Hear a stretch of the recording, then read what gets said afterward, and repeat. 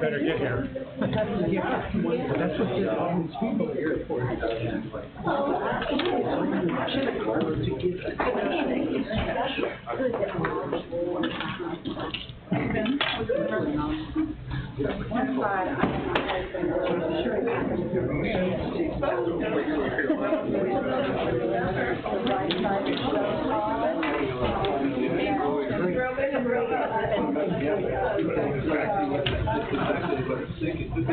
Hey, how are you? Oh, yeah.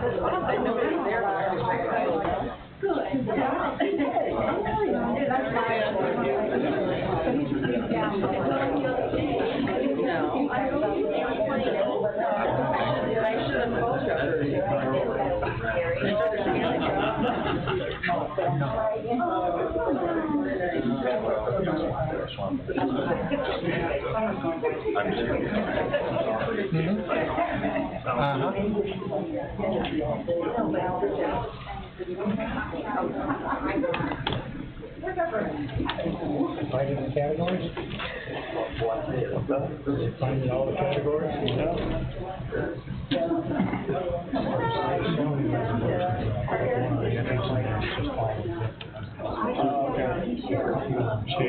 That's what I wanted.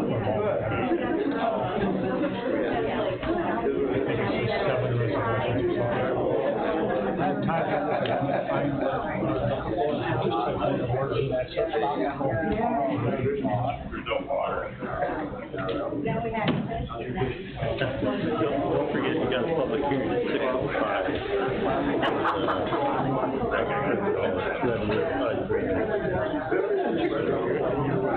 I'll run that.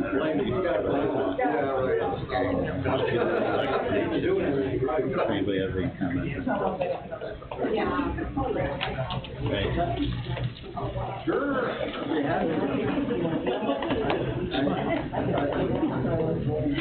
Okay, Rob, how are we doing?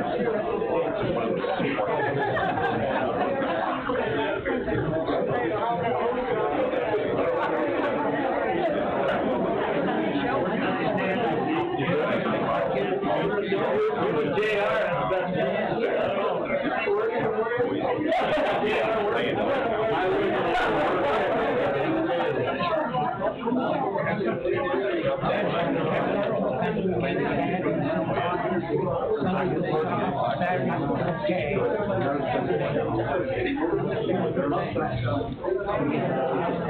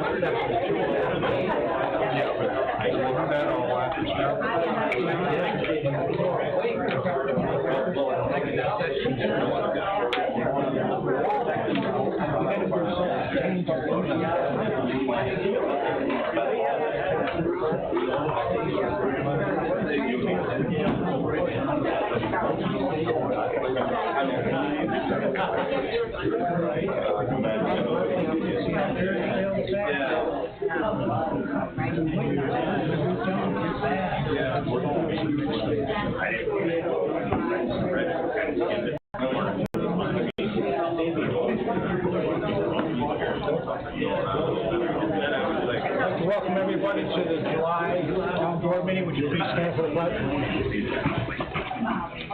I pledge allegiance to the flag of the United States of America and to the republic for which it stands, one nation, under God, indivisible, with liberty and justice for all.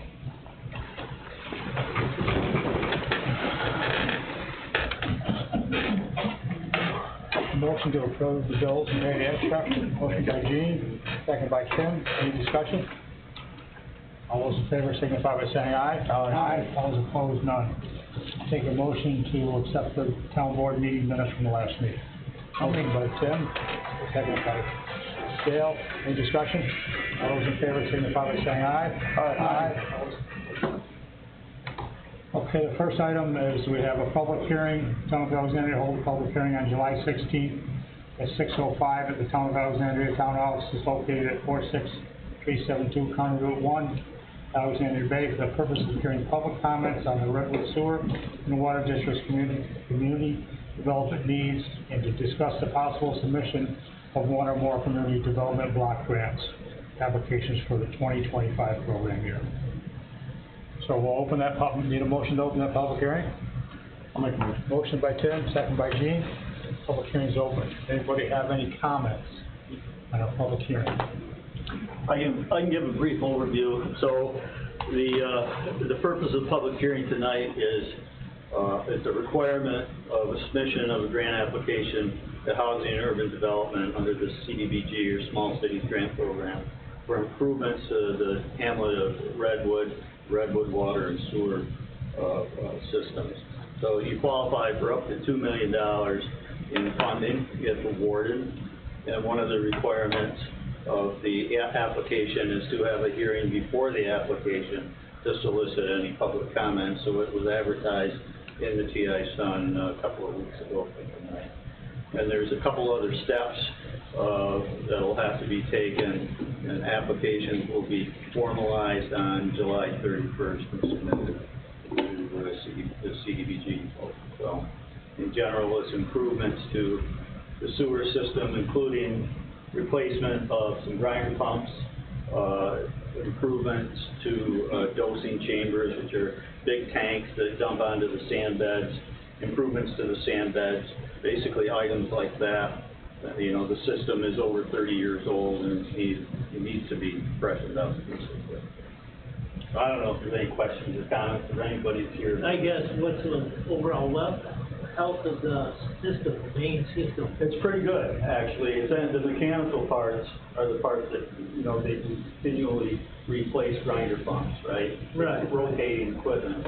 The system itself, the piping is in good condition. There's no signs of any significant deterioration there.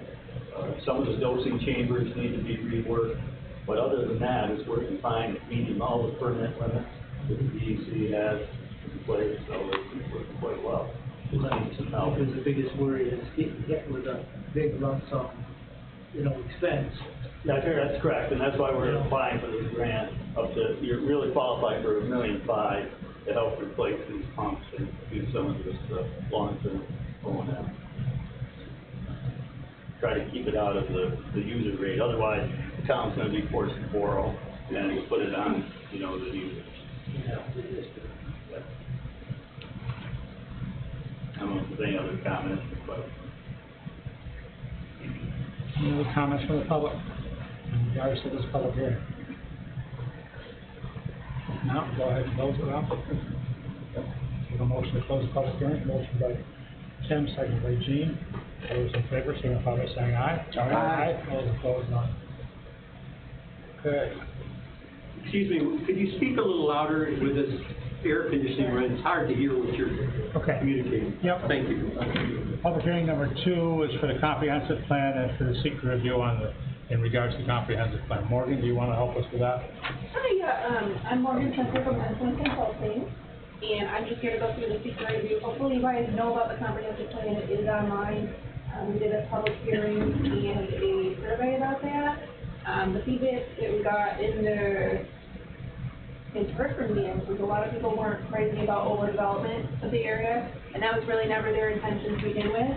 So the plan is very friendly. It's developed in a way to enhance what we already have. There was a lot of talk about marketing, there's a lot of talk about signs, we incorporated that.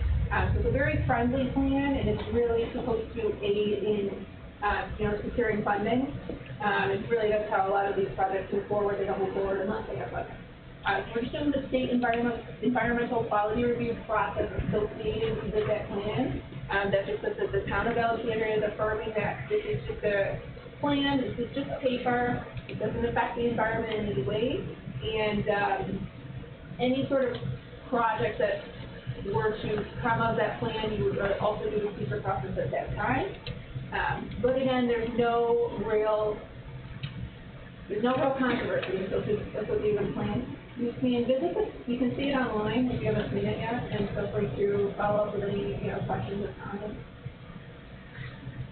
You want to go through all the yes or no? You don't have to, but you can. It's up to you.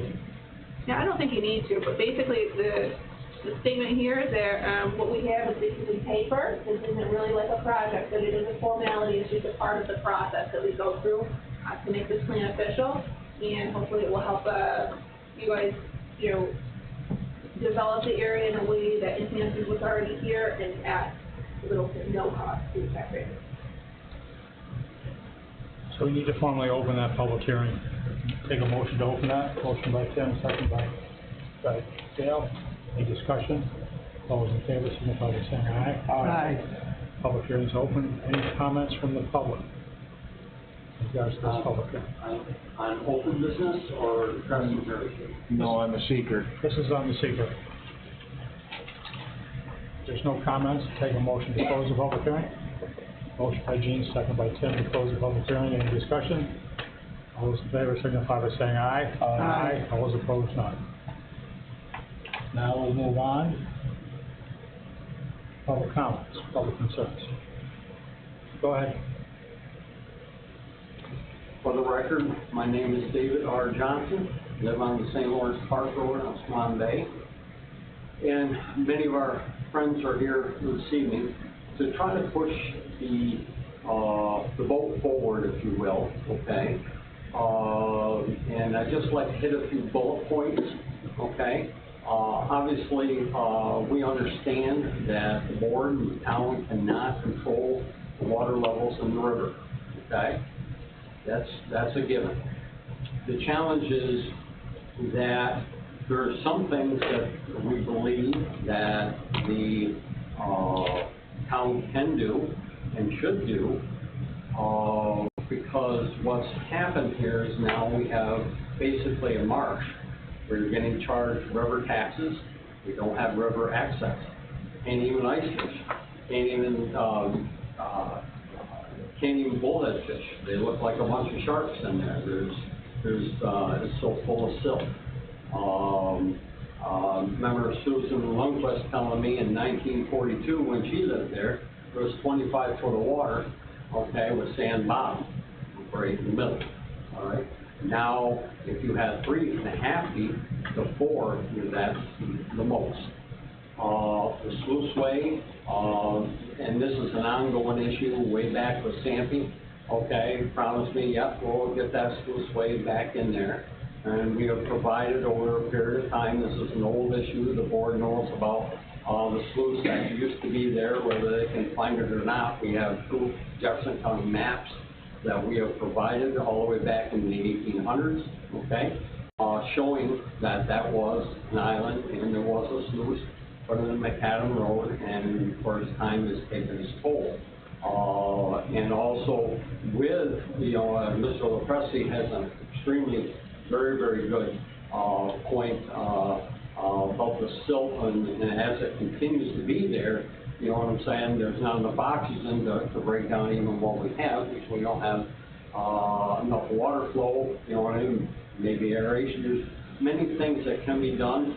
I don't know if the sluice way would be a cure-all overnight, but it certainly would show some interest by the board. I know the DEC has come down there. We just want to continue to move this boat forward. We do not have maybe 6 weeks that we can even keep our boats in the water. You know what I'm saying? I myself have had to replace all sorts of stuff because I waited too long, you know what I mean, in August to get my boat out of the water. We're not looking for miracles, but we, and I'm going to try to be very respectful for this. We are paying serious taxes, okay? And if the water cannot be replaced, okay, the board's going to have to come to realize that we're going to need our taxes reduced because we don't have what it states based on our tax rate. We have river access. We just don't have it. Okay, very little. And we're wondering about the DC that we know that came up. What was their take on it? And one big thing, I know Tilt is on the other side now. We've got a big, and we've got a real challenge there also because the water's almost to the road. We get a lot of rain, and the water's going to come over the road. And I'll make one other comment that's probably very controversial, you know what I'm saying? As far as Phil's concerned, they're going to have a hard time justifying me if they don't want it, okay? Because they are supposed to be representing the land and keeping it as such, okay? And I respect that, okay? They don't pay taxes, all right? We do. And that was a muskie breeding ground in Swan Bay. Ain't many muskies breeding in there because there ain't no water, okay? That is a big issue to me, okay? The muskies being one of our main things the river is known for, and we are reducing that because, and I know it's not you guys, this town board that did that years ago, plugging the sluice. But at least we need to try to rectify and help the best we can. I hope I addressed a lot of these people's concerns, but I just want to get the ball rolling. Thank you for your time and consideration. Thank you. Anybody else? Hi, my name is Greg Wills. I know about a month and a half ago, I think it was Councilman Davidson, you had mentioned that you hadn't heard a lot about any push to get anything done. So there is a big push to make something happen. We know Mother Nature isn't perfect, and at one time it was an island, and now that it's been developed, the road's been put in, it is disrupting flow. And I do know with Mr. Phillips, with Blind Bay was proposed for a border office. It was concerned about the fisheries and the spawning and whatnot. We have the same issue here in Swan Bay. Like Dave said, it was a muskie breeding ground. We've seen the fishing go completely downhill in my lifetime, and it's affecting, our lives. We all buy a piece of property on the river if we can afford to, because we want to enjoy that. But we can't enjoy that after it's been decimated by years of silt from ships passing down the channel, and the silt moving throughout the bays. And the outlet is definitely something that would definitely benefit not only the environment and conservation portion of it, but also the homeowners who own these properties along the river.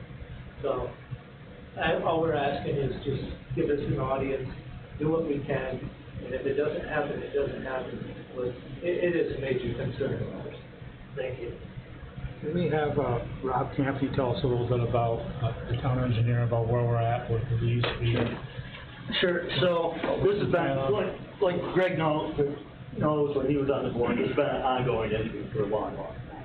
And we met with the DEC quite a few years ago, and they had concerns then with putting the culvert back, but they never really officially, we never officially made an application to the DEC and the Army Corps to reinstall a culvert.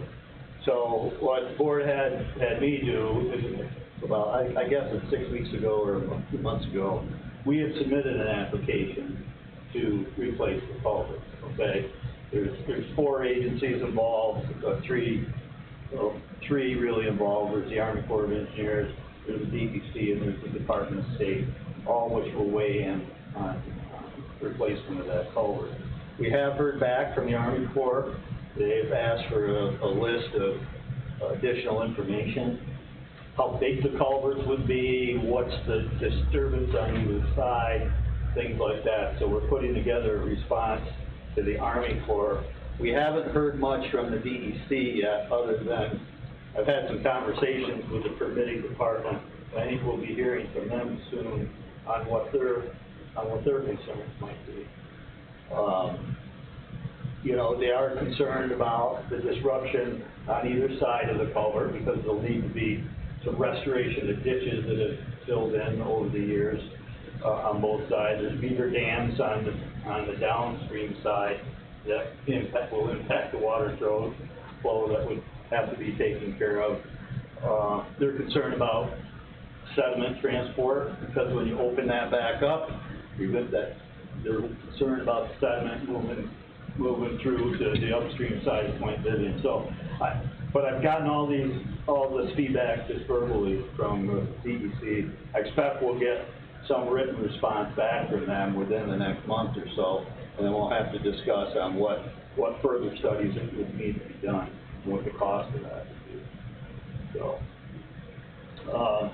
I know there's been some maps provided of the old original subdivision of St. Lawrence Park that does show a passageway, very cryptic. All the old USGS maps do not, they don't show a definitive culvert in there or waterway. So if anybody has any more definitive information, feel free to bring it to the town board's attention.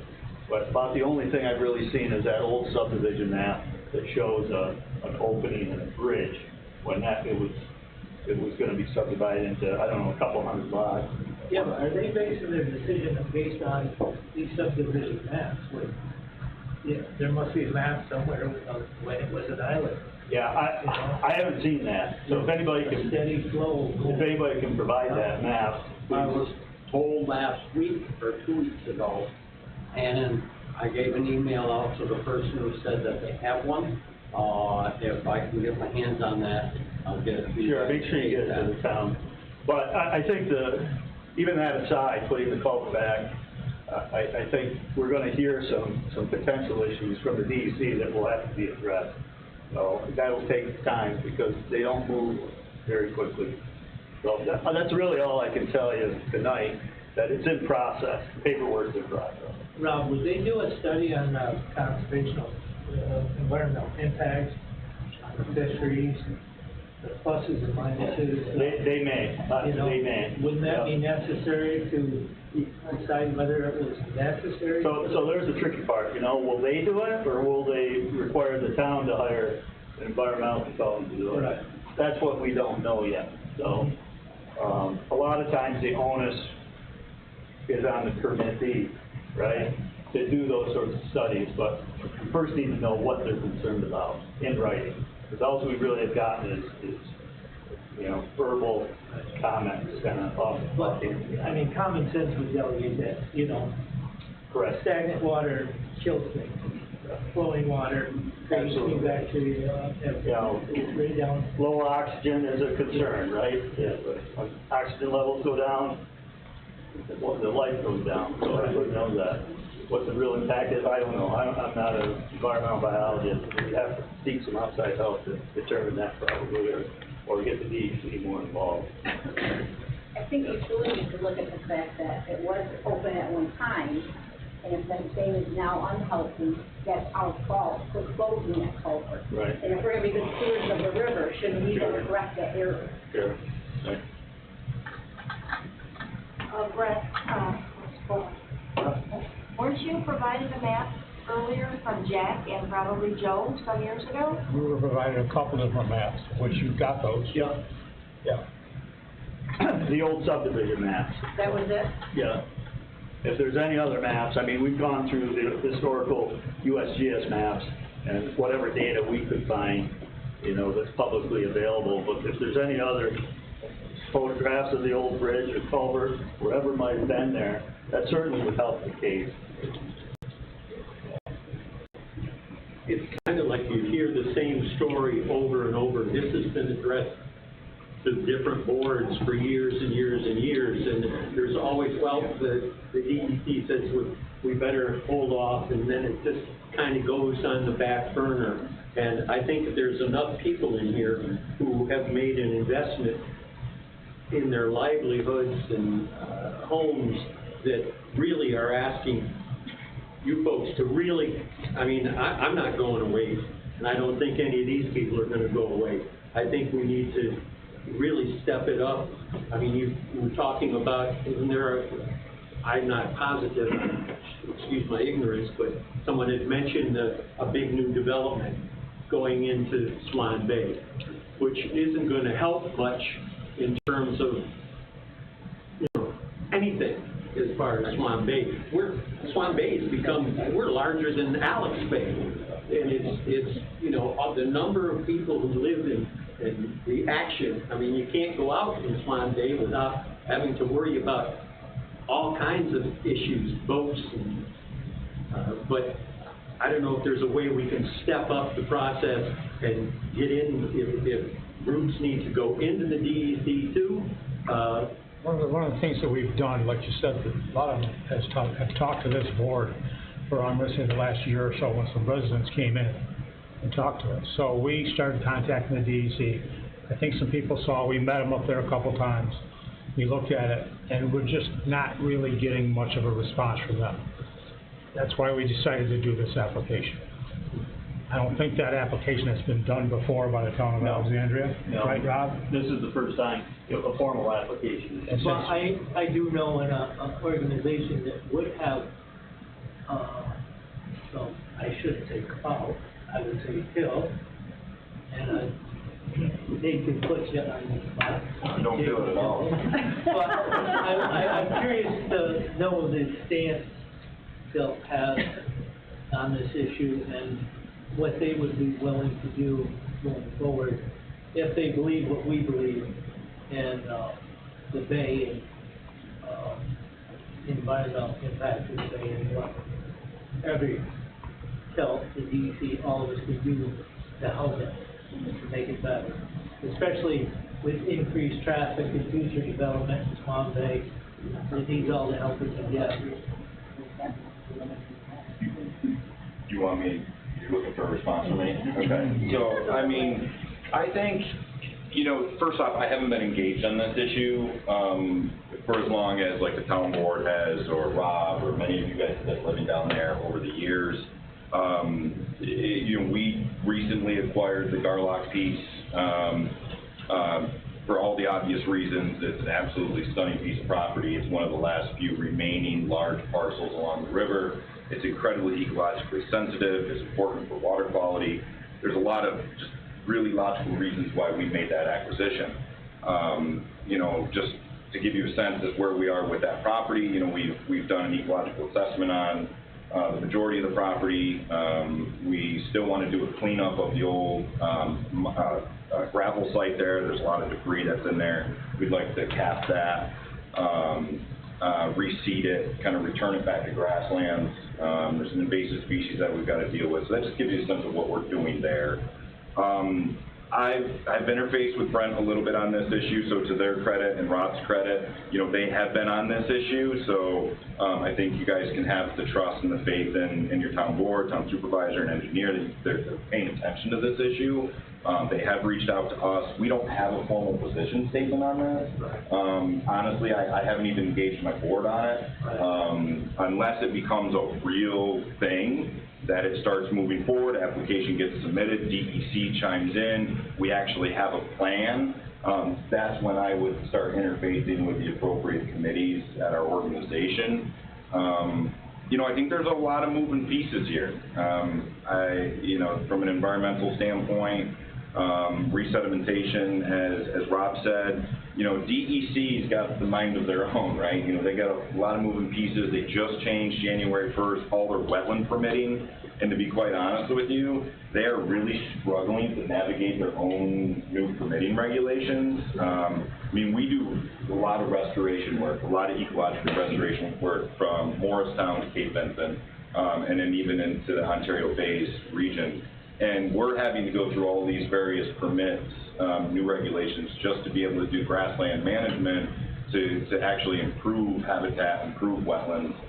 There's a lot of new hoops that we're finding that we have to jump through. So I anticipate that Rob's going to have quite a bit of time invested in navigating that, and you know, DEC is probably going to have a lot of requirements of the town. So I mean, if my guess would be, you're probably not going to have any sort of definitive answer as to whether or not something like this could occur from DEC for at least 2 years, would be my guess, just how much they're going to require for this type of project. So I want to be here, I want to be accessible to the town, to Rob, to Brent, you know, to answer any questions. We're not in support of anything, we're not against anything, we just want to understand what the details are. Because you're right, we have a mission. It's clear to support conservation, environmental conditions of the river. And so, you know, it's very hard for us to understand all the moving pieces and what the impacts might be of a project like this, of this scale. So it's really hard for me to be able to say, okay, this is how we feel about this project. Yeah, and again, we may not take any sort of formal position on it until DEC chimes in some sort of formal way, because the reality is everything might be for naught if DEC doesn't sign off on it. You know, so there could be a lot of consternation amongst various groups that could all be unnecessary until we know where DEC is going to land on this. I just felt it would kind of help with your endorsement of, you know, that type of project. But it's hard to make an endorsement without doing your own homework and studying and knowing the issues inside out. And I don't know what's being engineered, right? So, you know, I know Rob and I talked about this a little bit. You know, I'd like to see what the plans look like, and I can't endorse anything until I see it. You know, and we're talking about a very complex proposal. Yeah. Well, and that's one of the tricky parts. We really don't know the exact size, diameter, depth, width of what was there. So what is an appropriate size, right? So we need DEC's input to tell us, you know, in their opinion, environmentally, what's the appropriate size. So we're kind of in this catch-22 right now until we can move the dialogue further with DEC. You know, I could say, you know, we'd like to put 2 6-foot culverts in there, come up with an idea based on flow and head loss and things like that, and they may say, no, we don't want that. We want a box culvert in there with something else, or we want this square footage of open area. But we don't really have, there is no concrete evidence of what was there, other than some very, very general old maps. We don't have any, we've looked for it, a culvert, but we really need DEC's feedback on what they'll let us put in. And not only with the culverts, say if you do 2 6-foot culverts, you also have a transition one, which makes it difficult for any highway superintendent or whoever to install, you know.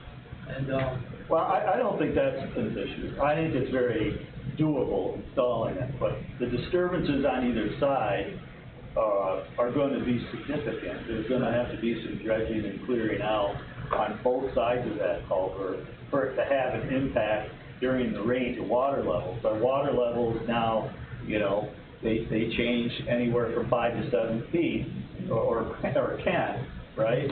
And so you have to have a structure that can handle flow through over a wide range of water levels, I would think.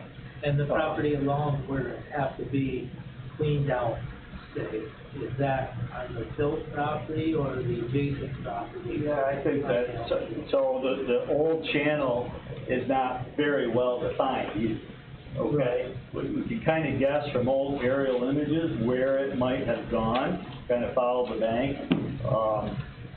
But that's another, so where would the dredging take place is another question.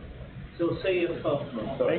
Good. I just want to jump in real quick, on, what you said about with, the gentleman from Tilt. I loved your word when you said restoration, and how Tilt is all about restoration of the river and along the river. Because a lot of us sitting here, have lived on St. Lawrence Park or some means of Swan Bay our entire lives.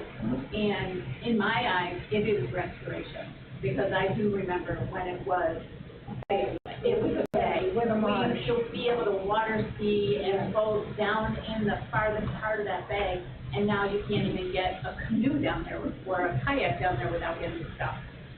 But the other thing I wanted to ask about the road and like where the culvert was, has the town done any, from what I understand, you should be able to hire some utility company or something to do a subsurface scan to see if there are any culverts under the road.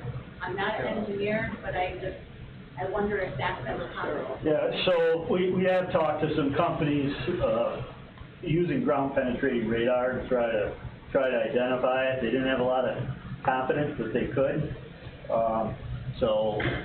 I think there might be some opportunity yet to use some of the newer technology. We did go down and we actually dug a test pit along the upstream side on the bay side, where people thought they remembered it and we couldn't find it, okay? So that's why any photographic evidence or anything that's more definitive than what we have received so far would be helpful. So Al's been standing up for a while. I just want to add a little perspective here. Al Carson, Swan Bay State Sprint. In the Bay for 60 years. And we didn't have a silting problem until about maybe 25 years ago. And that's when that culvert finally kind of went away. We were young, we used to fish down it there. I don't remember all of it, but so we didn't have a silting problem before. And now we have how long have they been there? We just didn't have a silting problem. It isn't from what's floating in. It's decayed weeds. It's just like a compost pile. You got to go in, you got to turn over a compost pile to get the oxygen in, to get the bacteria going for it to decay. So we have, being a hub, we host world-class fishermen. When they come up from Messina, Cape Vincent, they come in, you provide the facilities for them because it's a central place prior to the tournaments where they go out and practice and back in. Some of those guys come from the Midwest, come from Minnesota. Environmental engineer talking to, they have several silting problems out there. And when they have landlocked small lakes, silting problems, they have devices that go in there, they're like water buckets. And they use solar motors and spin around and just inject oxygen into the water. That's all that they do, and that controls the silting. So when that culvert slowly filled in or collapsed or whatever, that's when we began to have our silting problem, because we have a buildup of organic material that doesn't get digested because we don't have a flow of fresh water. You open that up down there, if you go in there, that stuff's gelatinous. It's not going to just, maybe when you first dig it, you have some, but it's organic material. It's not like it's a mudslide where it's going to go in and fill somebody else's property up. But whatever's coming down the channel, if it happened to come into the bay and go through there, or happen to go down the channel, what difference does it make? It's not like you're adding to a problem for somebody. So, and again, we're talking about organic material. So if some of it were to fall out initially, once it gets in the oxygen in the water, you get the good bacteria in there, it's going to break down. We didn't have it before, and now we have it. So I think the concern about problems caused, or, the culvert wasn't that big that was in there, but it just provided a continual flow of fresh water that brought oxygen in. And it was a tremendous bass farming area, and muskie, and beavers used to come down to the place in spring and in the fall, and we'd have conversations, and, we were kids at the time, and they were teaching us about different things. So we don't have that anymore. And another proof about the oxygen is our harbor, which goes in. There's like 70 boats, but in that particular harbor, I don't have a silly problem. We have weeds, no silt. Because the boats go in, they're idle speed, in and out continually. And they're just turning the water over and mixing it up. If it was something other than that, we would have an awful silly problem. We have to be backing that continually. We have not. No more than a year's worth of dead vegetation. It's digestible. So I just want to add some perspective on that. Thanks, Al. Yeah, the question of whether there was a culvert there or not, I mean, look at the topography. I mean, the road's 8-10 feet above both sides. It's clear to anybody with any common sense, that was filled in. I mean, that was an island. And it's been filled in. Thank you. I'm here to support the opening that up, but the other reason I'm here is because the development in Swan Bay is incredible. And I would encourage all members of the board to just come up and sit one day and look at Swan Bay. There are more dwellings in Swan Bay, I swear, than there are in Alexandria. And I just don't think that day is going to be able to handle. I'm sure we have another development coming. Have I read that or heard that? And could you tell us exactly what that development is going to be or have? Because the amount of boats and people that are suggested in that bay over the last few years is really, I think, I'm going to address that for you because that's my expansion. Okay. And Marina's not getting any bigger. So the only difference is going to be that people from outside the park will not be there. People from inside the park will be there. Same number of boats, nothing changes. But it's still housing, and it still keeps more dwellers. Same number of boats, so what are the drawings make a difference? Because it's people on that little bay. It's But you have the same number of boats. I'm not, the boats, I know, that's why it's cleaned out, is because the boats come in and out. But it's still more dwellings on that small, tiny little bay that, come up and look sometime and just see what's within that And bay. we're thinking it, Any more concerns on what we're talking about? with that? I said, is there any more public concerns on what we're talking about here in relation to the culvert? No, I was just going to address his statement, I'm all for development, but I think it has to be done tastefully and it has to be done, the quantity of it could ruin what we have there. To get something moving, is there anything that we can do? Is there legislators we could write to? Is there representatives?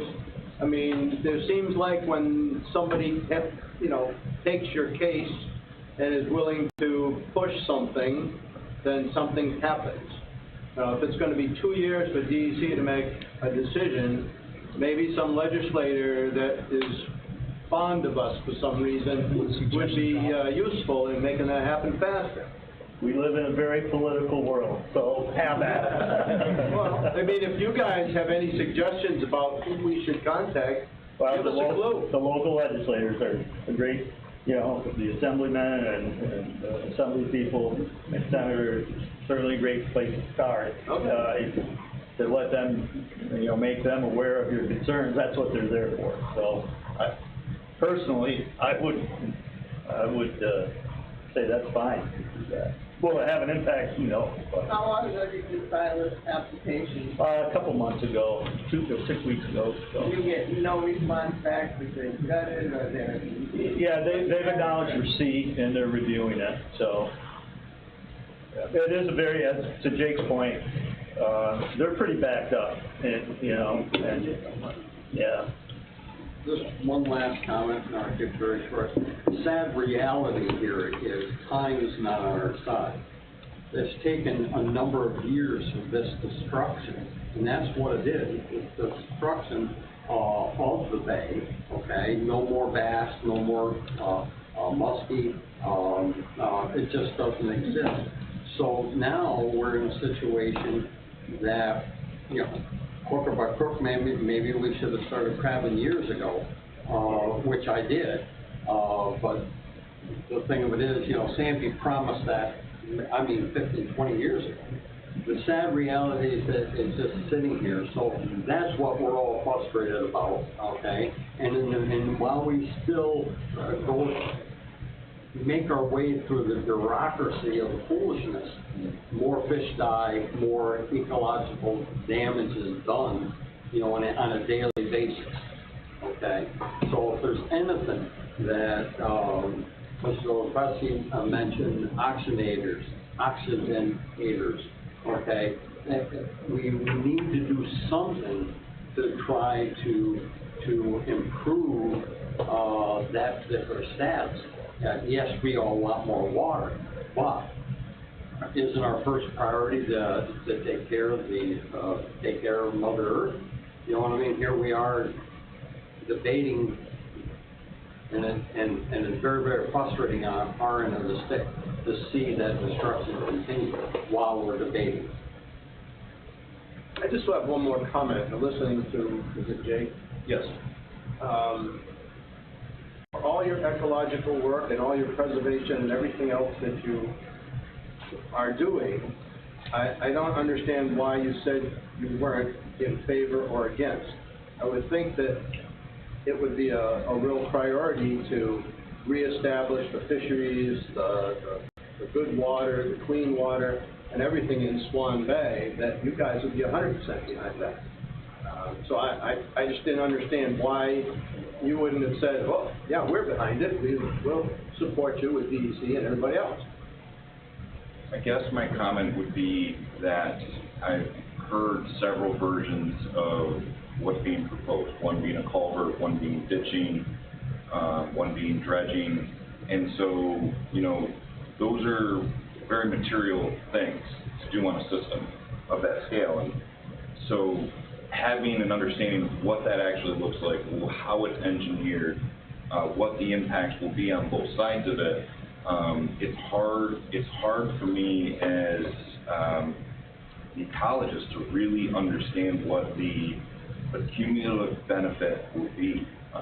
Well, if it was working before with an outflow, it should work again with an outflow. Unfortunately, I can't comment. And no matter whether you put it here when that. Well, it was a sand bottom bay with no crap in it. Understood. 40 years ago, and the sluice closed off, and now it's filled with silt and crap and. I would just reinforce that I'm just coming up to speed on this, and I'm learning. To me, it doesn't make a difference whether you put a ditch, a culvert, no matter what it is, whatever it is that gets this stuff flowing through and back out into the channel would make this bay better and make the fish live again, and it would make everybody happy. I think there are some really, really exceptional resources on the river. You have a few fish scientists, you have wetland biologists, that are accessible to Rob and his team, and I think those individuals really should be engaged on this topic to fully understand, you know, how to best design something like this to make sure that it accomplishes everything that you guys are wanting to accomplish. So again, just coming up to speed, want to learn more. Get up to speed faster and help us. So on that with Tills, it sounds like you haven't had it very long, that property, and that you're getting the lay of the land, and you mentioned finding invasive species up top near the rock quarry.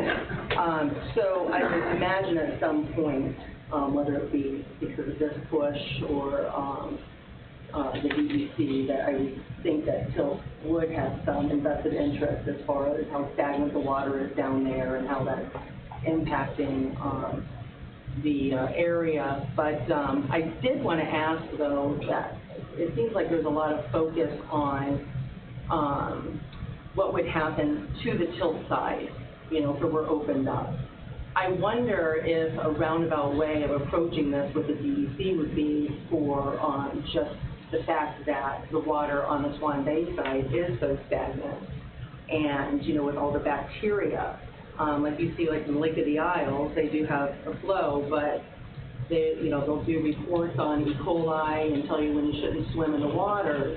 So I'm wondering if we could take an approach to question the quality of the water there that lacks a great deal in oxygen, and maybe have that be the push, because, I mean, just by appearances alone, you know, it looks sick. And I don't know about anybody else, but there was a dead deer in Swan Bay about a month or so ago, and that's just the gift that keeps giving in the rest of what's occurring in that body of water, and it's unhealthy. Yeah, it smells. Yeah, the weeds are starting to smell. We were walking the other morning, I thought it was septic, and Judy on the waterfront told me it's the rot of the weeds, you know, that we... Anybody else? Sure. Just have a question for for Jake, I guess. What's been your experience with the DEC on restoration efforts and the DEC's disposition towards, you know, righting a wrong that was done before environmental impact studies were done, which was clearly what happened when they filled this in the first place. So going back and correcting a problem that was created in the past, certainly, I would assume some of these properties that you guys have acquired over the years have had things like that happen. You're trying to restore them back to their natural state. And in the case of Swan Bay and St. Lawrence Park, that was an island for centuries. So what's the DEC's disposition generally when you're trying to correct something that was a mistake? I don't know if I have any specific experience in that scenario with DEC where there was an action taken where there was, say, a filling in of or just general man-made problem that was done, you know, without. I think, from my vantage point, there's always a general willingness to course correct and correct those issues.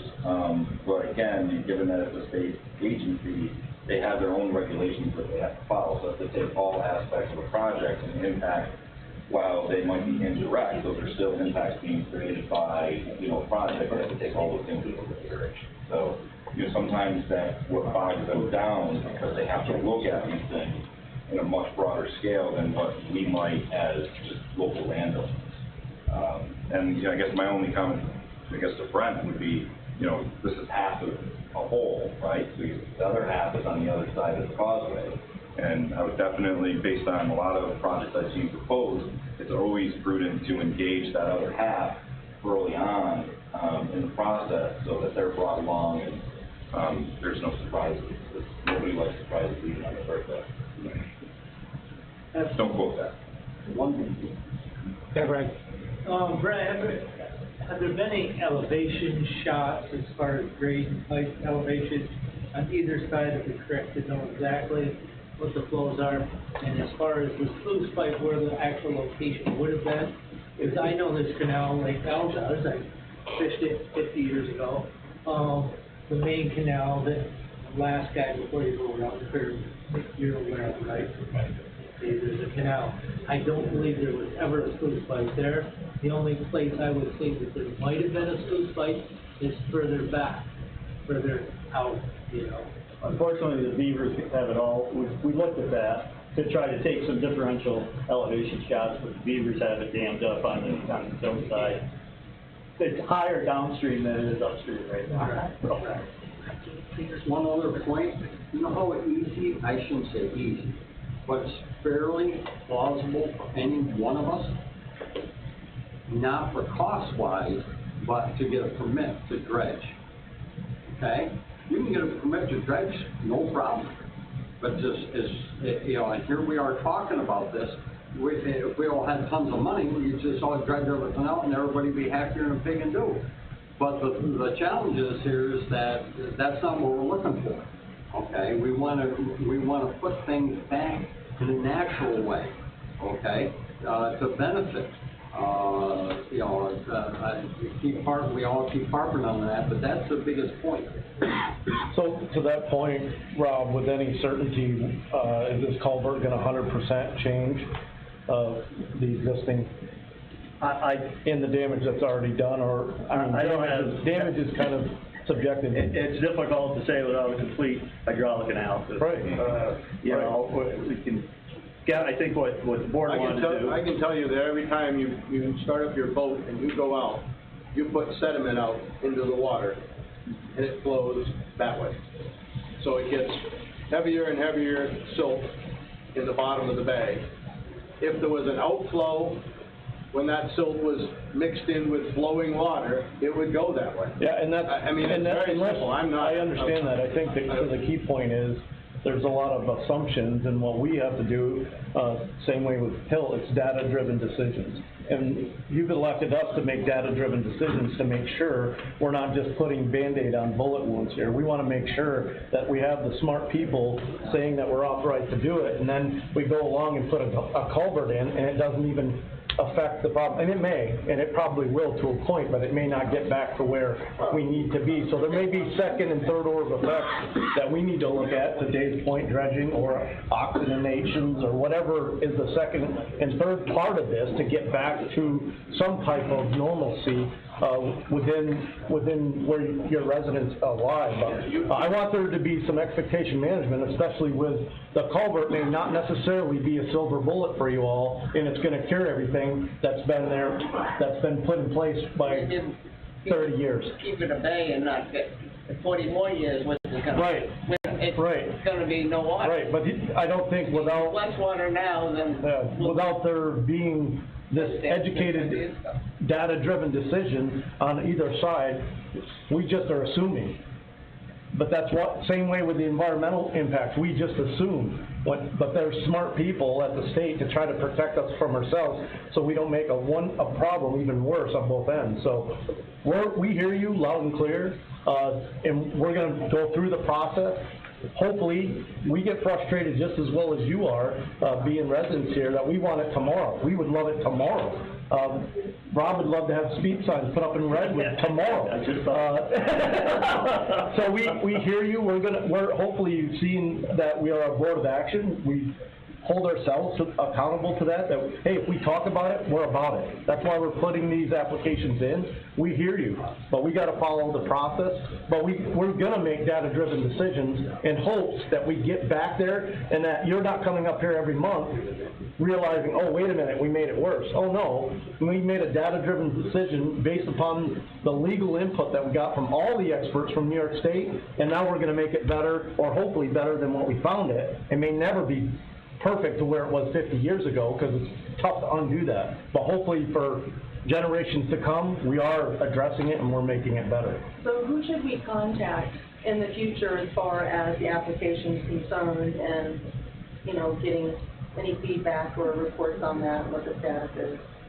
I mean, certainly, Brent, I would say, you can contact the town office, and we'll provide updates every month. This month being certainly It should be on our website, right?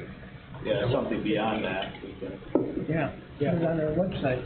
We'll definitely put anything we get to you on our website. And we do. You can ask Rob. Every month we're asking, hey, what's the status of this? What's the status of this? Because we're not going to be a board of, hey, no offense to prior boards, but we're not going to be sitting here, you asking us the same question 5 years from now because we didn't execute on it. We are executing on it, and we're holding each other accountable because we know you're going to come and ask us about it. That's the way it should be. And if the roles are reversed and you were sitting up here, I'd want the same thing. I'd want to know, hey, we didn't just talk about it, we were about it. And we did everything within our confines to push action.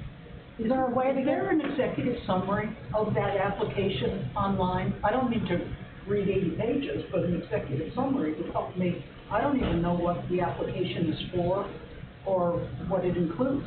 Yeah, it includes installation of a culvert or culverts and allowing the entrance and exit to be excavated to allow it to work. So that's kind of an executive summary. Well, could someone put that in print and on the website so we... Sure, we can put the actual application, all 80 pages of it on there if you want. Again, it's very general at this stage. The details we're trying to work out as we go along. So it's very general. The Army Corps has asked for more detail, and that's where we struggle. I mean, how big is it supposed to be? Well, how big was the last one? Well, we don't know. So that's why I plead, if anybody has any It was an details. island. Yeah. We don't know how big the channel was. Yeah, I don't have any detail. If you had any detail. It was an island, Yeah. you know? And as far as expense, you know, the taxpayers are paying for it. Taxpayers are gonna pay for every dime. Absolutely. Do we have the town board's approval? Once we have DEC approval, do we have the town board's approval? Okay, are there adverse effects? How does it affect the fisheries? We know, and I know based on what Dave Johnson said, myself, different ones, we used to catch fish there, we don't anymore. And we know that's an adverse effect on the conservation and the environmental. So Rob, is that application, I can put that on? Yeah, we can put the application. Send me a copy of that. And we can put the feedback, we did the questions, we get, it's all public information. Will there be an open period or any type of public period in relation to our application? Well, it depends on the permit that they determine is required, so, but there will be contact of adjoining property owners. In some cases, there'll be public notices. I don't know of any public hearing per se. You know, one of the things, and you might hate me for mentioning this, but we may want to have a public meeting with the agencies involved in it, because they're the ones that have the largest impact. This board doesn't have full control of our larger government, so maybe a public meeting, if we can get the DEC to participate and answer your questions, but to hear your concerns firsthand might be a good idea. That would be wonderful. You know? And it's more than assumptions, it's experiences. Yeah, right, exactly. So many residents have been there for years. How do I make that happen? Yeah, let us see if we can make that happen at a higher level at the department, you know, and see if they're willing to even. It's frustrating that DEC will fine you for cutting down a cattail, and yet they don't want to help the environment as a whole. Cattail, that's invasive, right? But they'll fine you for it if you get caught cutting your cattails down, but they don't want to help, maybe. I think we certainly hear your concerns, believe me. I wish it was easy. That's what we should look into, Rob, is having Well, we DEC appreciate you come working here. on it, get the application in, getting it started. Okay. Is there a way of maybe even starting the activation process or the dredging or moving of the system at all? I'm starting it now? Yes.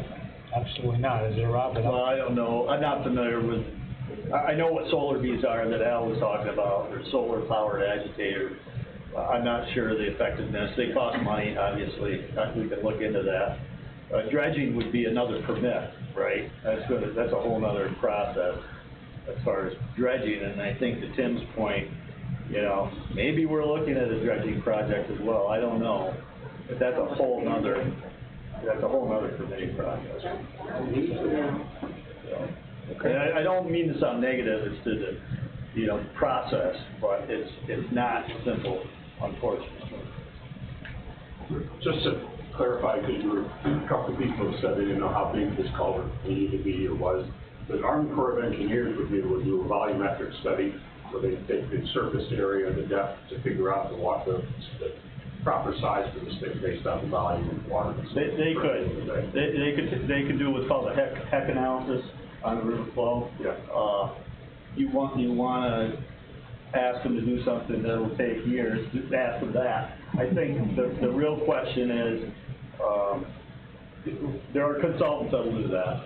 And consultants will do it for the Army Corps that the town could hire to do that at an expense, right? Significant expense, to do a complete hydraulic analysis. It's probably what it's going to come to, is to do a hydraulic analysis to properly size and study the impact of putting these culverts back.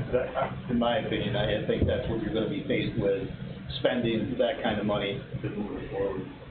So. Realistically, we're probably going to have to spend some money to get some of those answers that the DEC wants, like what you were suggesting of, you know, doing a scan to see what the size was and, you know, doing the test. And rather than putting it off, those might be things that we need to do sooner as opposed to later, so that we're not having the same conversation 5 years down the road. Thank you. Thank you, everybody. We'll keep working on it. Thank you for listening. I like the idea about having the DEC come here, Rob. What's that? I said I like the idea about having the DEC.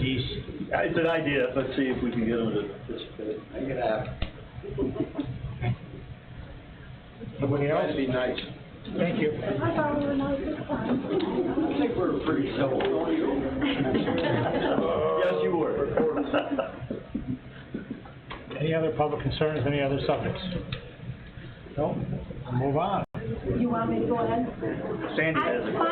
The only comment I'd like to make, because I'm completely an outsider, I've sat there and I understand what they're looking at, and they have to look at, as you've heard from several different people, this is gonna cost a lot of money. They have to look at the whole town, and so they're willing, more than willing, I'm sure, to invest some money, but it's how much. Take, for example, Goose Bay. Goose Bay has had a terrible problem, very similar to what you're talking about. They have formed a non-for-profit group. They go out, they fundraise.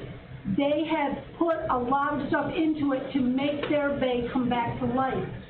There's obviously a lot of passion, a lot of knowledge. Work together, talk to them, talk to Goose Bay Reclamation, find out what they've done. You know, talk to Al. You know, he obviously has also a lot of interest in the bay, and he's not having problems, and he has people, other people with experience. Pick his mind.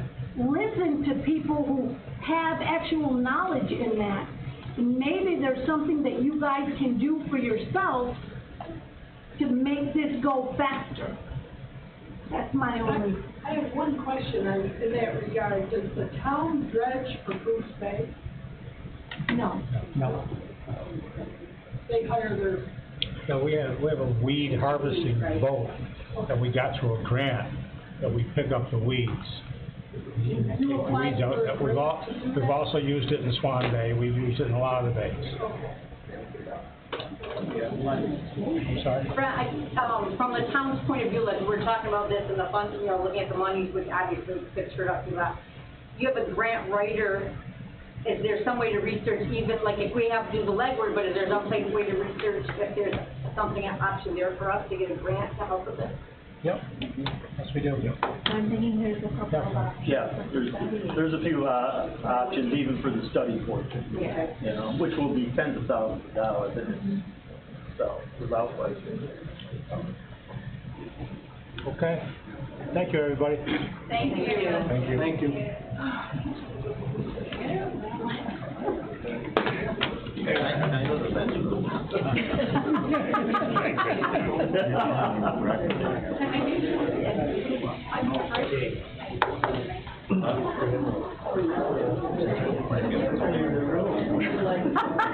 I knew I would.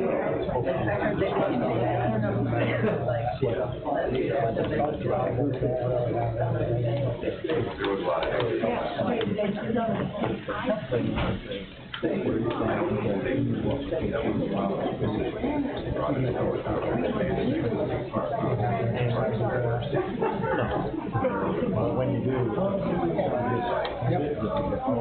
There was hey, that's all.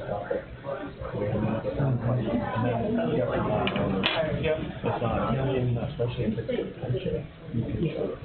I don't know if that's not the law, I think so. I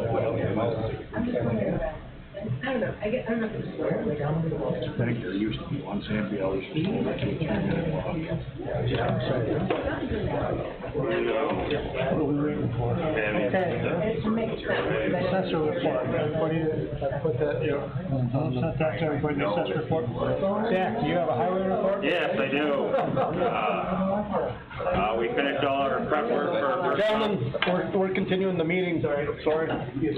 We finished all our prep work for, paving, and we paved for 2.5 days. We paved Jet Road, Schneider Road, and Berry Boulevard. And we shimmed the bad spots on Clear Lake. We're on the schedule for doing shoulders, and then we'll follow that with surface treatment. All our equipment has been moved to Limestone Road, so that's our next project. It's going to continue to mow the roadside, keep up the brush pit, and we've been hauling blacktop to other towns. We repairing where the excavator tore up the pit there, Zach? Yeah, that was Old County's low bed. We tried to shave it back off, or do a patch in there. Yeah, I just don't want people hitting that. Yeah. You know how they slide down that hill. Great work. Morgan, do we have a couple of things here we could do now for you to get, so you don't have to be here to the end of the meeting? Yes. So I have, two resolutions. One resolution is for, seeker determination and adoption of the, revised comprehensive plan. So just everybody thought that that was fine, and so do I read the whole resolution, or? Yes. Do I read the whole thing? Okay. Whereas the town board of the town of Alexandria held a duly noticed public hearing on July 16, 2025 to solicit input on the proposed town of Alexandria plan, which is intended to enhance the natural assets of the region, whereas the town board has caused to be prepared an environmental assessment form pursuant to New York State Environmental Quality Review Act, whereas the town board has reviewed parts 1, 2, and 3, whereas the town, after consideration of the information contained in the EAS public input received and the set criteria for in 6 NICRR, the town board finds that the plan will not result in any significant adverse impact. Now therefore it be resolved, the town board hereby declares itself the lead agency for seeker. The town board hereby determines the proposed comprehensive plan does not have any significant adverse environmental impact and issues a negative declaration. The negative declaration shall be filed, published, and circulated in accordance with secret regulations. The town board hereby adopts the revised 2025 comprehensive plan as presented on this date.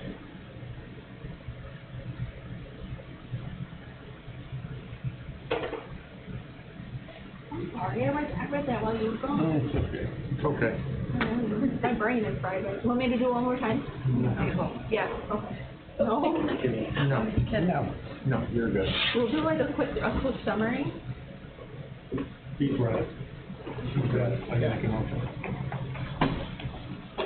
Ken makes the motion. I'm making a motion on the seeker for the comprehensive plan. You gotta go first and second. I'm the first. I'm second. Any further discussion? All those in favor signify by saying aye. Aye. Those opposed, none. Motion passed. That roll call thing or no? So, do you have to send it somewhere? This one not right away, this next one. Usually seekers, we do a roll call vote. Councilman Crane? Yes. Councilman Honeyman? Yes. Supervisor Street? Yes. Mr. Davidson, Councilman Davidson? Yes. Motion passed. Okay, the next one, I don't know if you guys got an opportunity to really look into it, but there is funding for brownfield opportunity areas. Mainly what that means is basically anything that's dilapidated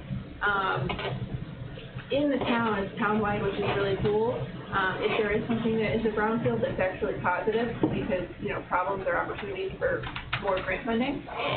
So this would just be to pass a resolution saying that he's authorized to apply for this. It says that Brent Fleet is authorized to sign the application and submit it. So I'll go ahead and read that one. Sponsoring an application for the Brownfield Opportunity Areas funding to prepare a BOA nomination. Whereas New York State General Municipal Law authorizes state assistance to eligible municipalities under the BOA program, whereas the BOA program supports municipalities by funding planning initiatives in areas impacted by historic disinvestment and or brownfield areas, whereas the town finds it beneficial to pursue such funding, whereas the Successful preparation and submission of an application and plan will strengthen future funding applications. Whereas the town intends to prepare a nomination and plan for approximately 1,000 acres characterized by underutilized and former industrial, commercial, and other properties associated in various sites, specifically Redwood. Whereas M. Consulting will assist the town in preparing and submitting the VOA planning grant application. Now therefore it be resolved, the town board as follows: authorization of the application submission.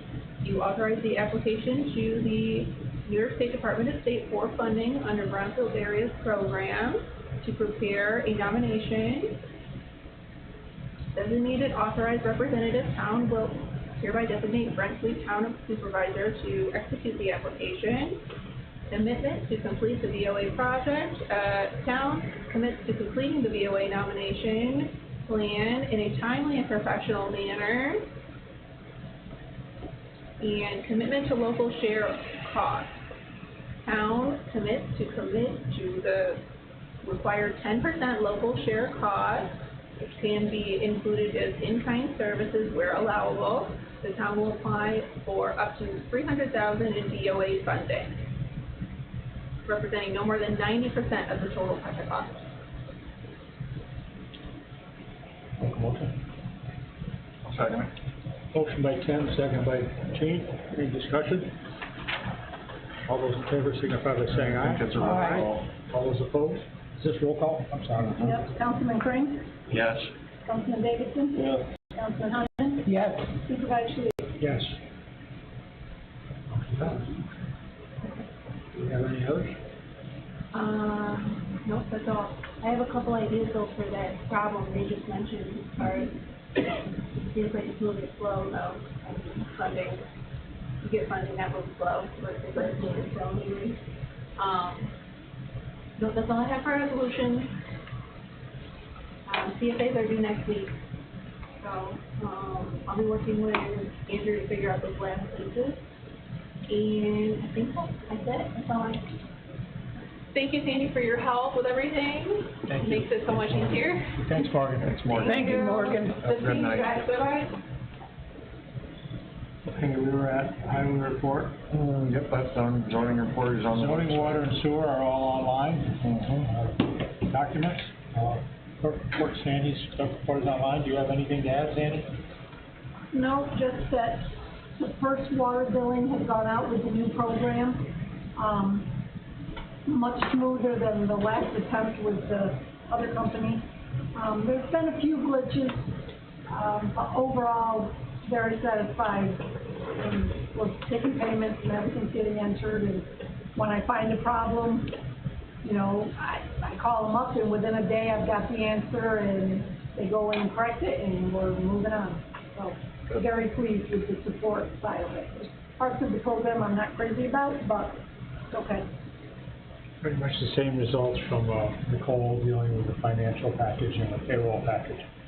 Everybody just got their paychecks this week, and that was on the new program. Worked very smoothly. She's very happy, and Nicole's telling me the same thing that Sandy's saying. When she has a question, or she has a problem, or she comes up against something, she calls them, and they get right back. Good. Definitely happy with her program. Next, moving to old business, Rob Campany. I already did my report, right? Yeah, the Route 37 speed signs, I've got to calculate, I just need to send the new calculations into them, so hopefully I'll get to that next week. It is CFA week, so we're busy this coming week because we got a number of that. CFA week is meaning these are all due the last day of July. Yeah, exactly, like the Now red the last day of one, July. yeah. Covered St. Lawrence Park. I did contact B&L on the Swan Hollow.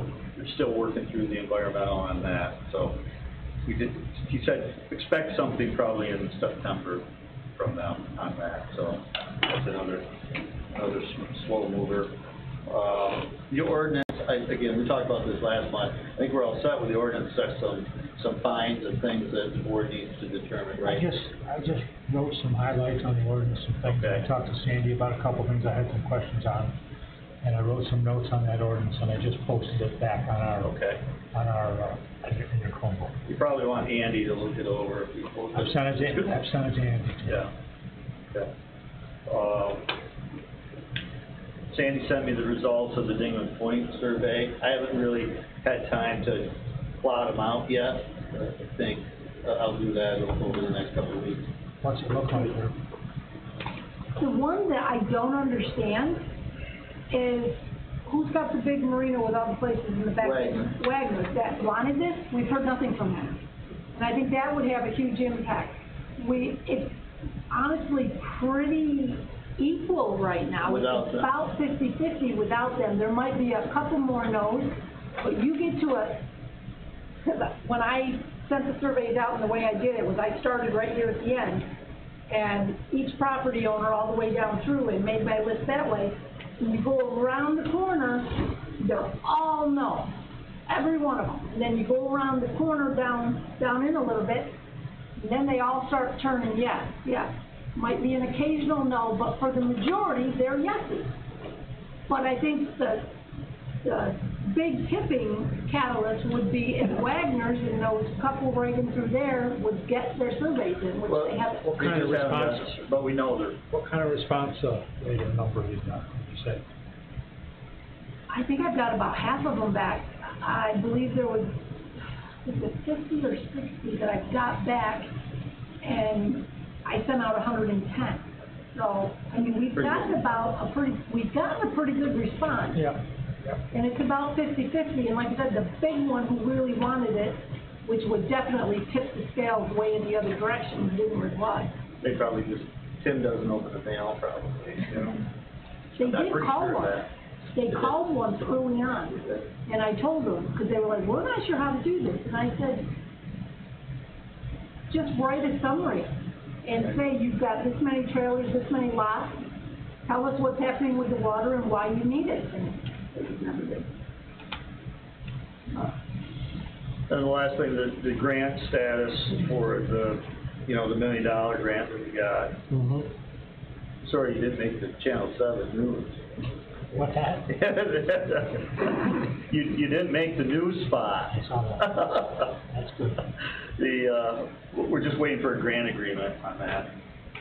So the process there is we're waiting for a grant agreement. You'll get the grant agreement. Get a grant agreement. Right. We've met with Al. He's making a bunch of changes, the way his park's laying out. We'll have to change the drawings, send them into the DEC, get it approved. And then at some point, we'll go to bid over the winter, I would think, and try to be better, in position for spring construction, because Al wants to get going, right? I think in the meantime, we keep hunting for money, because you've got a pretty good chunk local share you're going to have to come up with. And I think we keep hunting for money to do that local share and go beyond, so that's going to be a process. But I think you need to get ready to go out to bid over the winter. Right. We couldn't use the bids that we got 2 years ago and have the guy just do a smaller thing, or does it have to be rebid? No, I don't think it's not applicable. You have people scream if you took that guy, because a lot of people now would want a chance to rebid. Maybe they don't have work now. Quite honestly, I think you're going to get pretty good pricing. There's not a lot out there right now. It's pretty slow. Everybody's worried. I get calls from contractors all the time. Yeah, I talked to Tim Butler the other day, and they don't have any work, with W.D. Malone, and others have contacted me too. So I think you get pretty competitive pricing. Rob, ballpark, what's the local share we're looking at? Well, you get $1 million, you're going to need to probably put $1 million with it. $1 million with it? Yeah. Total project's what, 2.6? 2.3, I think. 2.3? Something like that, was our estimate, but again, get the bid prices, then we'll know. We'll continue to look for money. So what agencies are we going to for the money? For additional funding, USDA is the big one, right? And then we got the WQIP, Water Quality Improvement Program. Thanks, Jake. Is out, and we're trying to make a case so that we applied before. I'm doing some extra things this time to try to make it more competitive, like the mobile home parks have, I think they have a leak, some illegal leach fields too close to water, things like that. We did do some water testing in Swan Bay. I'm just waiting the results back, in front of the mobile home parks. Hopefully, if we can show E. coli and coliform, I don't know what those test results are going to yield, but that could help. So hopefully we compete better on that this time. Are we reapplying for the complete Route 12 sewer? Yes. Yeah, it'll be the whole shoot match. We want to reapply for it. Any other questions from anybody for Rob? No. Thanks, Rob. Thanks, Rob. Yeah, thank you, Rob. The pole decorations, you'll see on your deal, I did get one price on some American flags, LED lit American flags. Trying to get some more prices on the same thing, so I can cover the procurement policy, but probably gonna start with a few of those, and we're looking for some other decorations that are non-holiday decorations to put up. For instance, whether it be Labor Day, Mother's Day, whatever. And then there's tons of Christmas decorations. So. I've worked with Tim Helmer on this. He's brought me a couple catalogs, and then a lady actually brought up some samples last week. One of these flags. Can I make a comment on this? Has anybody checked with that big company over on Wellesley Island? That's who Tim Helmer's working with. Okay, because I was going to say, that might be the...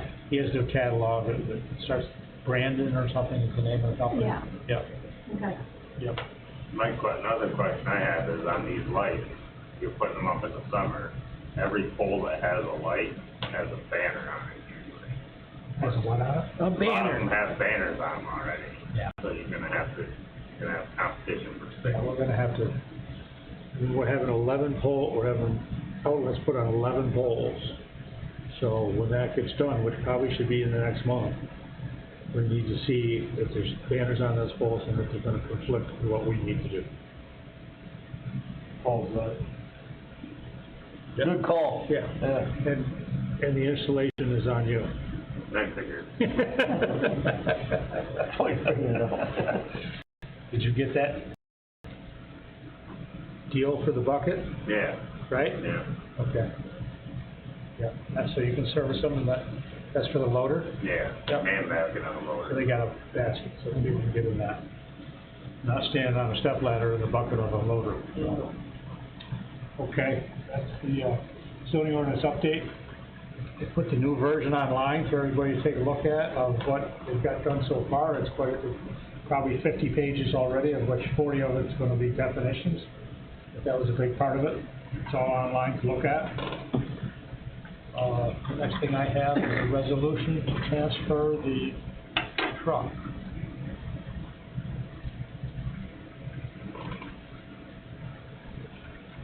You want to read it?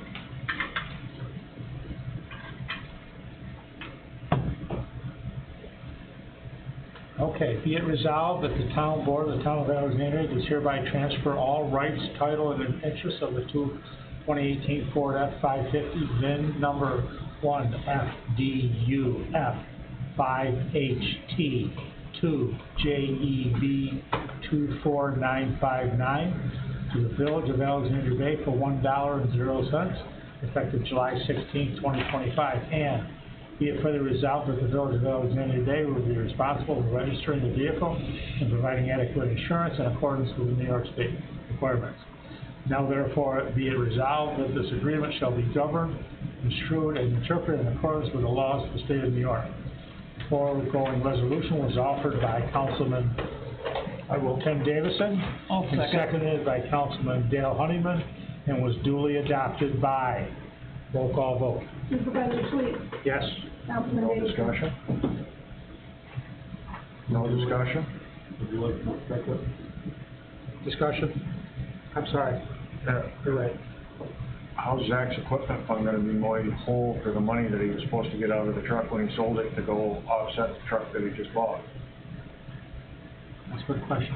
I think we've been above and beyond on surplus and those, so if it doesn't need, I don't see that as a problem. I just don't want him to run short in his equipment fund when he purchased a new truck. I don't think he's. We did talk about That's that my the other only day, but we concern. didn't talk Yeah, about we it never to got into any detail. problem or shortage. I don't know what's in my fund account right now, so. What were we estimating? We talked about 46,000 for the truck.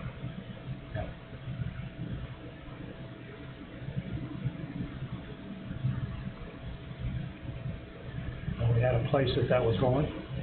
It was going back in toward either the tandems or the new truck that we just got, or.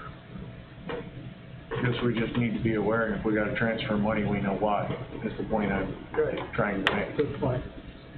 And one of the other things that may come into account here is that we're in the process of setting up some reserve funds. And right now, it looks like that we're probably the most common and most needed reserve funds are gonna be for capital improvements, buildings, and then the other thing would be for equipment. And I think that's, we're gonna park X amount of dollars in those categories. Yep. I wanted to talk to Zach some more about where we're at with our trucks that we're replacing and coming in to try to come up with a figure that we'll put in the reserve funds for trucks and equipment. Yep, because they're just gonna keep going up, so. Yep. I just wanted everybody to be aware that that was part of that truck we were planning on that he just bought, and we might have to shuffle around if it doesn't go to Auctions International or whatever's gonna happen. That price that I saw, the $73,000 price, that doesn't include the utility body? That was everything, that was what you saw said in the job. 73,000. Yeah, that's just the truck and chassis. No, that's. The whole that was thing? The whole package. Wow. It's a lot of truck. Yep. Okay. Roll call vote then? Supervisor Sweet? Yes. Councilman Davidson? Yes. Councilman Honeyman? Yes. Councilman Crane? Yes. Councilman Thomas? Next one, resignation letter. Our chairman of the board of the planning board sent us a letter of resignation. And I'll talk about a little bit more of it in the executive session because it's personal. The new grant application contract with Morgan, I think we've all talked about this. We've looked at it numerous times. I just want to have a motion for me to sign that to remove those applications. I'll make a motion by Tim, second by Gene. Go to the registration. Any discussion? All those in favor signify by saying aye. Aye. All those opposed, no. Motion to renew the grant with unspent. Yeah. Vandalism on Mud Lake Trail, I sent you all some pictures of, we go over there every week, at least once or twice, we're picking up garbage, we're picking up all kinds of stuff, we're erasing paint off of rocks, the graffiti, different things like that. I just wanted everybody to know about it, and I kinda wanted the public to know about it, that we're watching it, and we're trying to keep it clean over there. Town Board review investment reserve draft policies, I put those on our Chromebook. I'll send you some things, after this meeting about what our thoughts are of how much we should put into some reserve policies. If anybody has anything that they think needs to be changed in either of those policies, please, email me back and get a hold of me. Status of surplus equipment at Auctions International. Everything's on there. Yeah, as of 3:30, the ring truck was at $3,000, the dock was at $530, the plow off the ring truck was $260, our old road saw was $165, the floor grates are $105, and the old standby generator was $710. And when's that up? Next week. Next week? A week from tonight. And then we can reject any bid. I know we've had some talks and different things been passed around about creating a beach and putting some loads of sand in and all that. One thing that I'll just add to that is if we were to do something like that and we had a place that we could do something like that, not that I'm naming a place, because I am not, okay? It'd be nice to put a swimming raft out in front of it with a couple of ladders climbing up for everybody to go swimming here. But I haven't really thought of a place that we have for that. Just thought I'd mention it. Did we check into if we're responsible to provide a lifeguard or not? So, I think that would be the number one thing to know, if we do create this in the future, are we gonna have a lifeguard on staff? And what are we opening ourselves up to if we don't? The village has gone round and round with that down there with your village beach, and you guys are really heavily restricted as far as the lifeguard and all that's concerned. And you operate without a lifeguard? Even if we were to close the beach and have a splash pad, we'd have to have a lifeguard. For just a splash pad? Yes, you do. Yep, gotta be supervised. When we went to, when we were doing the grant with the town and the village combined, we went all the way on doing a splash pad until we got the price, until we got the, how much, you know, we had to have a lifeguard. Not only do we have to have a lifeguard, but you also had to be able to lock the area up. I do think that, if there's any amount of water in the splash pad, if it's simply a spray pad, I don't think you need supervision. The only reason I know, I called the DOH a couple weeks ago on another one, and that's why this place had a splash pad, and they closed it, but it always had water in the base of it. And when I talked to Mike Tracy, he didn't think it needed to be supervised, it was just a spray part or whatever. And it doesn't need, if you use village water to do that and don't recirculate it, you don't need a filtration system and all that. So it's fairly simple if you let it drain to waste. Right. So anyway, for what it's worth.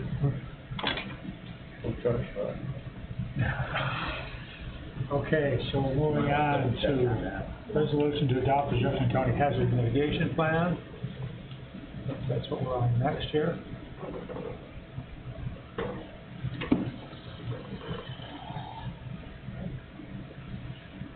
Resolution of the Town of Alexandria adopting the 2025 Jefferson County Hazard Mitigation Plan, whereas the Town of Alexandria recognizes the threat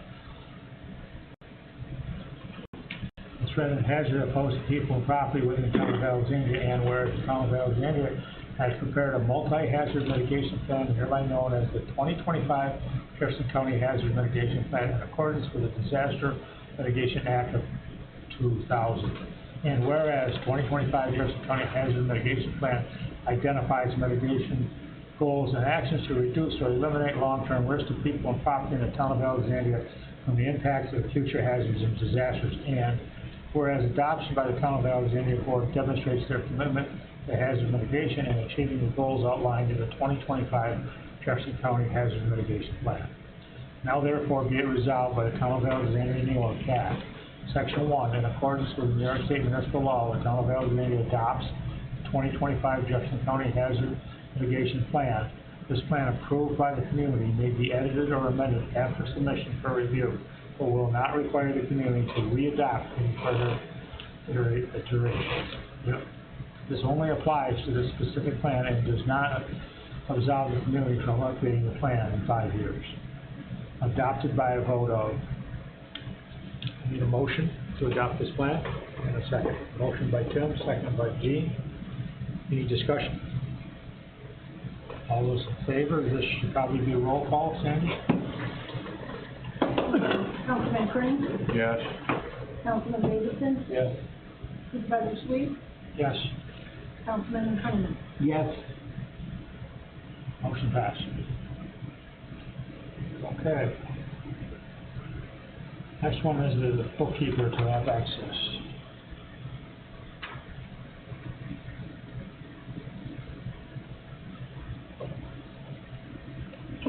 Resolved by the Town Board of Town of Alexandria, the town bookkeeper shall have access online to the town's community bank accounts. The foregoing resolution was offered by Councilman Tim Davidson, and seconded by Dale Honeyman, and was duly adopted as follows. Supervisor Sweet? Yes. Councilman Davidson? Yes. Councilman Honeyman? Yes. Councilman Crane? Yes. Councilman Tom? Motion passed. Resolution sponsoring application for, we did that, right? Mm-hmm. Resolution to adopt a fair housing officer. That's the resolution.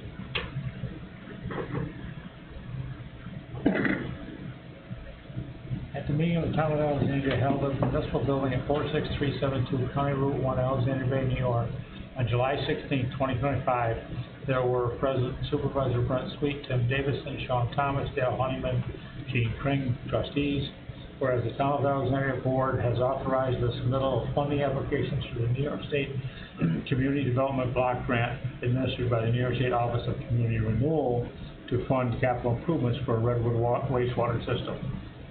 Whereas the New York State Community Development Block Grant requires the town board to appoint a fair housing officer, and the appointed fair housing officer will have the familiarity with fair housing laws and requirements, be trained on duties and responsibilities of the fair housing officer, and through means reasonably calculated to reach the community, publicize the existence of the fair housing officer as the primary point of contact for fair housing issues between the public and the town.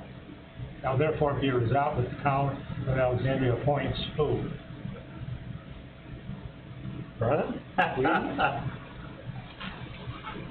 what somebody. Okay, and upon a roll call vote, the board was duly adopted as follows. Is there a motion? I'll make a motion. I'll second it. Supervisor Sweet? Yes. Councilman Davidson? Yes. Councilman, Hyman? Yes. Councilman Prince? Yes. I just added that for Sean not being present. Yeah, definitely. And I'll change trustee to councilman. And certification will be done by you, Sandy, right? Yep. Okay. Resolution of a new hire for an MEO. That's the first one, the last one. Whereas Earl Goodrich was hired as a part-time laborer for the town of Alexandria effective June, I don't know the dates. Any idea what his start date was? No. He's not part-time labor either, he's a full-time MEO, so. Who are you talking about, Bill Stein? No, we're talking about Earl Goodrich. Okay. Full-time MEO, wow, where did this come from? Oh, I sent you the reminder for it, so. So Earl Goodrich was hired as a full-time MEO, town of Alexandria, starting June. I can find out. Yeah. Nicole. I know the rates are correct here. June 9th. June 9th. I'm sorry? June 9th. June 9th. Okay, whereas he was hired as an MEO for the town of Alexandria, effective June 9th, at a starting salary of $26.57 per hour. Therefore, the town board of the town of Alexandria does hereby approve the hiring of Earl Goodrich, retroactive to June 9th, as a full-time MEO for the town of Alexandria, effective June 9th. The foregoing resolution was offered by Councilman Tim Davison, seconded by Councilman Dale Honeyman. On roll call vote, the board was duly adopted as follows. Supervisor Sweet? Yes. Councilman Davidson? Yes. Councilman Hyman? Yes. Councilman Prince? Yes. And I'll edit this document to read the way I just said it. Okay? Motion passed. What's next? Executive session to discuss the employment history of a town employee. I'll make the motion, we move into executive session for that reason. Motion by Gene and second by Tim. Motion passed.